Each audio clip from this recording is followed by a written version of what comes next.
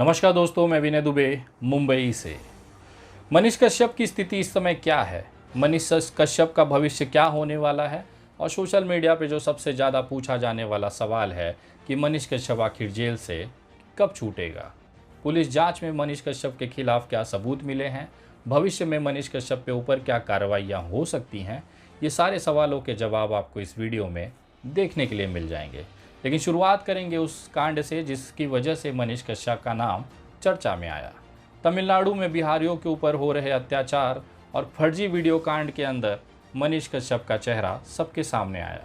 लेकिन बात यह भी सही है, मनीष कश्यप तो केवल एक नमूना है, एक चेहरा है। असली मास्टरमाइंड अभी भी पर्दे के पीछे कहीं गायब है। भारतीय जनता पार्टी ने जिस तरह से मनीष कश्यप का इस्तेमाल किया, अपने कृत्यों को छुपाने के लिए मनीष कश्यप की बलि दी, वो किसी से छिपा नहीं है। लेकिन हालात ये हैं कि मनीष कश्यप आज बेऊर जेल में बिलबिलाता हुआ नजर आ रहा है।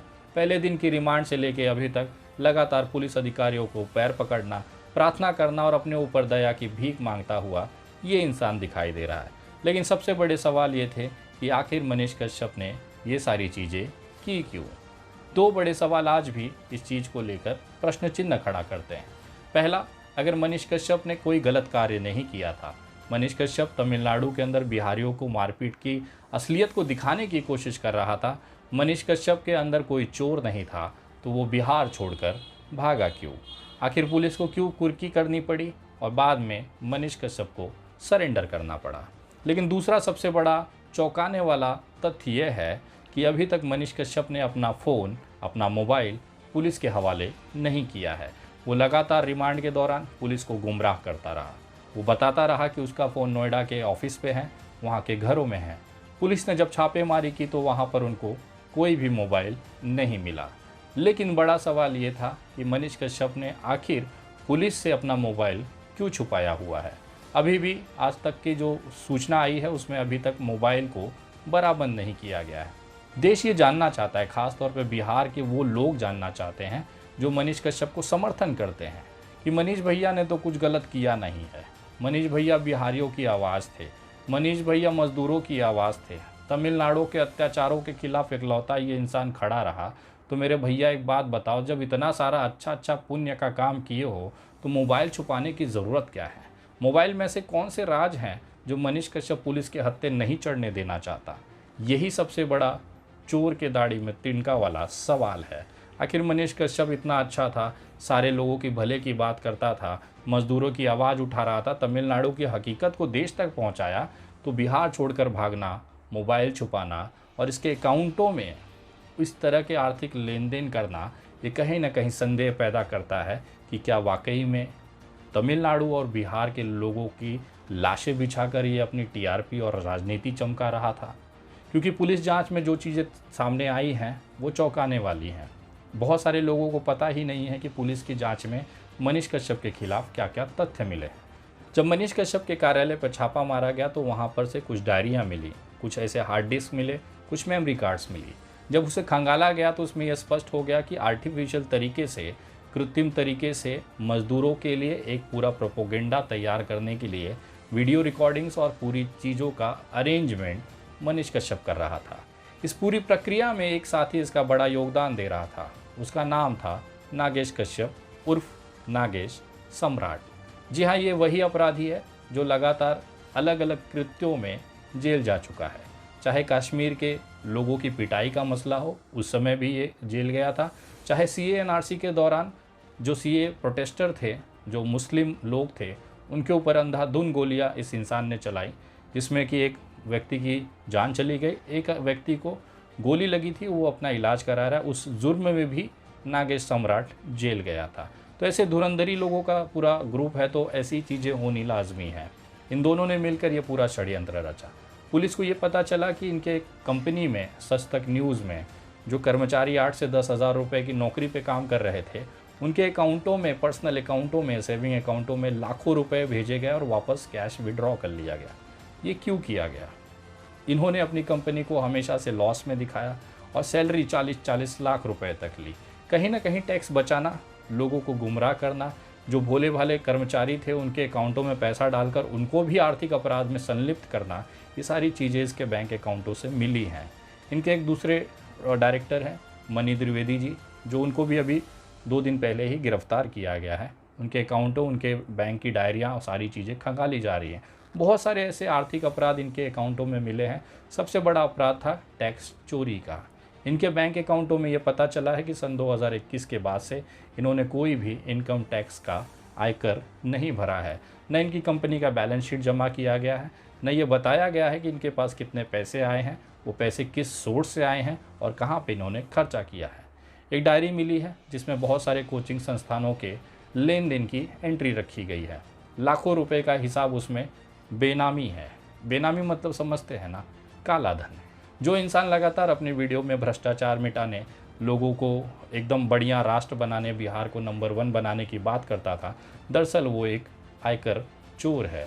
इस इंसान ने अपने खुद की आयकर नहीं भरी, कंपनी को टैक्स चोरी की और अपनी कंपनी को लॉस में दिखा के सरकार के राजस्व को भी चूना लगाया, जो कि एक बहुत बड़ा देशद्रोही अपराध है। आपके पास पैसे थे, आपके पास नाम था, आपके पास समाज में एक सम्मान था, उसके बावजूद भी एक ऐसी भूख थी जो इनकी मिट नहीं रही थी, वो थी नेतागिरी चमकाने की। शायद यही कारण था कि तमिलनाडु और बिहार के लोगों को आपस में लड़ाकर, उनकी हत्याएं करवाकर, उनकी हमला कराकर देश को अस्थिर करने का प्रयास था। बिहारी लोगों को अन्य राज्यों में भी पिटवाने का उनका जो मकसद था, वो कहीं न कहीं समय रहते संभाल लिया गया। तमिलनाडु में शुरू हुआ ये विवाद महाराष्ट्र और गुजरात तक पहुंचता। उसके बाद यहाँ पे जो बिहारी मजदूर हैं, उनके साथ भी हिंसा की होने की संभावनाएं मना नहीं की जा सकती। लेकिन अब सारा चीज़ हो गया है। मनीष कश्यप पिंजरे में बंद है। आगे इसका क्या होने वाला है? सबसे बड़ा जो सवाल उठता था कि मनीष कश्यप जेल से कब छूटेगा। तो आपको याद होगा, जब बेतिया में एक प्रकरण में, लोकल एफआईआर के प्रकरण में, जब इसके घर को कुर्ग किया गया, उस समय जगदीशपुर ओपी थाने में ये बंदा हाजिर होकर अपने आप को सरेंडर करता है। बहुत सारे लोगों को लग रहा था कि वो तमिलनाडु विवाद में उसकी गिरफ्तारी हुई है। दरअसल वो बेतिया के एक छोटे से केस के अंदर, जिसमें वो फरार चल रहा था, जमानत उसकी खारिज हो चुकी थी, उसके बावजूद ये पुलिस की गिरफ्त से दूर था। उसको पकड़ने के लिए पुलिस ने कोर्ट से कुर्की के आदेश लाए। कुर्की होने के दौरान मनीष कश्यप को सरेंडर होना पड़ा। वो बेतिया का एक छोटा सा लोकल मुद्दा था, न कि तमिलनाडु और फर्जी का मामला, वीडियो मामला था। उसके बाद उसे ट्रांजिट रिमांड पर पटना लाया जाता है। पटना में माननीय न्यायालय उसे 14 दिन की न्यायिक हिरासत में भेज देता है। इसके ऊपर 10 से ज़्यादा मुकदमे हैं। 2 मुकदमे तमिलनाडु विवाद पर हैं और तमिलनाडु के अंदर करीबन 13 मुकदमे, जिसमें इसके नाम पर संदेहास्पद तरीके से पूछताछ होने बाकी है। ईयू ने कोर्ट के अंदर आवेदन करके इस बंदे की रिमांड ली। पुलिस कस्टडी में इससे पूछताछ करने के लिए समय मांगा। माननीय न्यायालय ने पहले दिन इसे 24 घंटे का पुलिस कस्टडी का मान्यता दी। उसके बाद 24 घंटे होने के बाद फिर से ईयू ने, आर्थिक अपराध शाखा ने 4 दिन की रिमांड इसकी ली, जिसमें इसने सारे तथ्य, नोएडा के घरों पर छापे, मनी द्विवेदी, नागेश सम्राट की गिरफ्तारी, ये तमाम कार्रवाइयाँ इसके 4 दिन के रिमांड पर हुई। इसके बाद ईयू ने इसकी रिमांड के लिए आवेदन नहीं किया। माननीय न्यायालय ने 27 मार्च 2023 को मनीष कश्यप को बेऊर जेल भेज दिया। लेकिन अब इसकी मुसीबतें और बढ़ने वाली हैं, क्योंकि तमिलनाडु पुलिस ने ट्रांजिट रिमांड के लिए उसको एप्लीकेशन पटना के कोर्ट में किया हुआ है। इसका मतलब यह है कि तमिलनाडु पुलिस मनीष कश्यप को अपने साथ तमिलनाडु ले जाकर वहाँ पे दर्ज हुए 13 मुकदमों में, जिसमें से कुछ मुकदमों में इसका भी नाम है, उसमें इसकी पूछताछ करके इस कांड की संलिप्तता को लेकर सवाल करने वाली है। दिक्कत अब शुरू होने वाली है, क्योंकि मनीष कश्यप को ये डर था कि अगर एक बार वो तमिलनाडु गया तो वो कभी वापस नहीं आएगा। उसका एक बड़ा कारण भी है। जिस तरीके से तमिलनाडु और बिहार को बदनाम करके आपस में लड़ाने का प्रयास इस इंसान के माध्यम से किया गया, वो बहुत ही निंदनीय है। तमिलनाडु में इसके खिलाफ एक बड़ा जन आक्रोश है। वहाँ के लोगों को ये लगा कि हम और बिहारी आपस में भाईचारे के तौर पर रहते थे। इसने तमिलनाडु को, लोगों को एक नकारात्मक कैटेगरी में खड़ा कर दिया। इसने तमिलनाडु को, लोगों को हैवान और जल्लाद दिखाने की कोशिश की। तमिल लोगों के अंदर इसके प्रति एक अलग से गुस्सा है। मेरे सूत्रों से ये भी पता चल रहा है कि अगर आज ट्रांजिट रिमांड इसकी मिल जाएगी, जो कि 100% कन्फर्म है कि तमिलनाडु मनीष कश्यप आज चला जाएगा या 1-2 दिन के अंदर उसे ले जाएंगे। उसके बाद वहाँ पर ये एक सूत्रों के हवाले से मुझे अब खबर आ रही है, अपडेट आ रही है कि वहाँ पर इसका लोकल केस लड़ने के लिए कोई भी तमिल या कोई भी बार काउंसिल का वकील तैयार नहीं हो रहा है। जी हाँ, ये बहुत बड़ी खबर है वहाँ के लिए कि मनीष कश्यप का केस लड़ने के लिए कोई भी लोकल वकील या बार काउंसिल वहाँ पर तैयार नहीं हो रहा है। ये अभी तक अनऑफिशियली एक संभावना, एक सूत्र के हवाले से खबर आ रही है। दरअसल मामला क्या है कि वहाँ के लोगों को ये चीज़ फील हो गया है कि इसने हमारे राज्य को बदनाम किया है, इसने हमारे तमिल अस्मिता के साथ खेला है, इसने हमारे लोगों को बदनाम किया है, हमें एक हिंसक, जल्लाद और एक असामाजिक तत्व के तौर पर देश के सामने प्रस्तुत करने की कोशिश की है, हमारी छवि खराब करने की कोशिश की है। तो हम तमाम लोग भी ये कोशिश करेंगे कि इसको यहाँ पर कानूनी प्रक्रिया में ज़्यादा दिनों तक रखा जा सके, जिसके लिए हमारी तरफ से कोई भी वकील इसका केस नहीं लड़ेगा। ये वो संभावनाएं हैं जो अभी तक मुझे वहाँ के सूत्रों से पता चली है। ऑफिशियली जब इसको कस्टडी वहाँ लेके जाया जाएगा तो वहाँ के वकील इसकी घोषणा कर सकते हैं, ऐसा मुझे लगता है। लोगों के अंदर एक गुस्सा है। मनीष कश्यप ने चंद पैसों के लिए बिहारियों और तमिलों को लड़ाकर वहाँ पर हिंसा फैलाने की कोशिश की। इसके राज इसके मोबाइल में दफन है, जो शायद ये पुलिस तक नहीं पहुँचाना चाहता। यही कारण था कि वो अपनी चोरी छुपाने के लिए अपने मोबाइल को छिपा दिया है, जो कि अभी तक पुलिस के पहुँच से बाहर है। लेकिन अब इसका दूसरा पहलू मैं आपको दिखाना चाहता हूँ। तमिलनाडु में इसके ऊपर जो मुकदमे दर्ज हैं या अन्य मुकदमों में जिसमें इसकी पूछताछ होनी बाकी है, ये बहुत लंबा प्रोसेस है। एक बार अगर ये तमिलनाडु चला जाएगा तो मैं दावे के साथ कहता हूँ कि 5 से 6 महीने तक इसकी वापसी नहीं होने वाली है।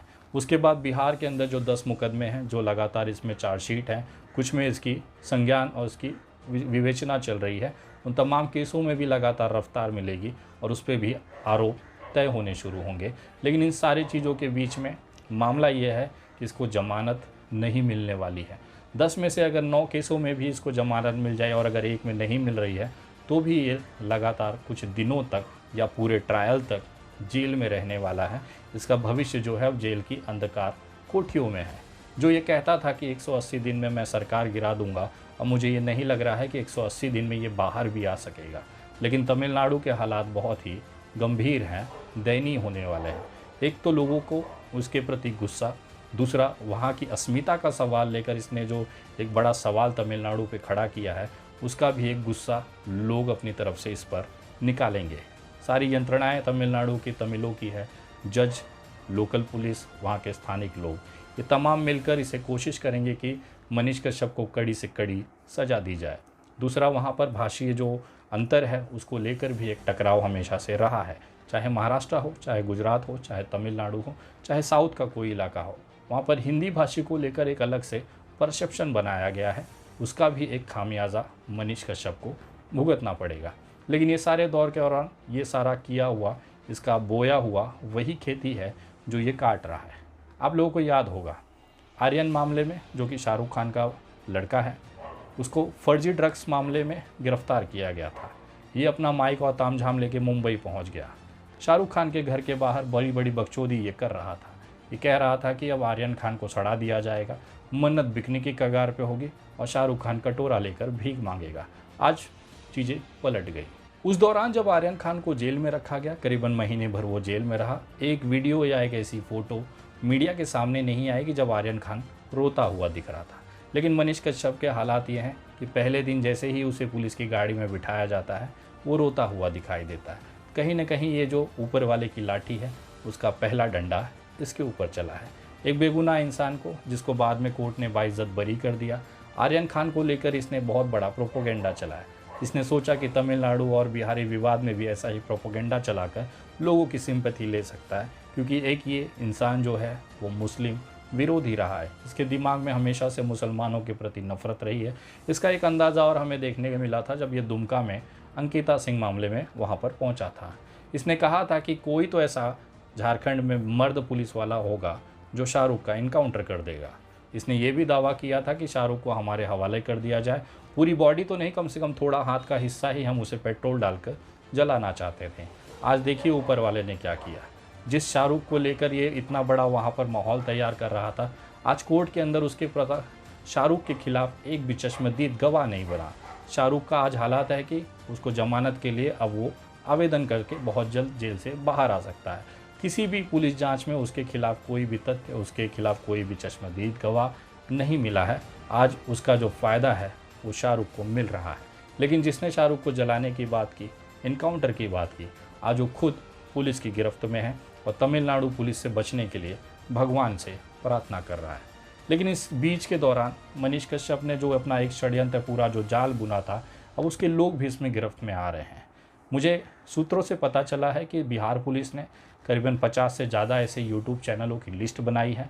उनको नोटिस भेजा गया, उनके जवाब मांगे गए, जिन्होंने तमिलनाडु और बिहार के विवाद को लेकर अपनी तरफ से मनीष कश्यप का साथ देते हुए उसके सपोर्ट में तमिलनाडु के खिलाफ बिहार के मजदूरों के हत्याओं को दिखाते हुए वीडियोस बनाई। ऐसे 50 यूट्यूब चैनल जो कि मनीष कश्यप के समर्थक या उसके साथ वाले हो सकते हैं, जो इस प्रोपोगेंडा में शामिल थे, ऐसे चैनलों को नोटिस देकर उनके ऊपर भी एफआईआर की प्रक्रिया शुरू की गई है।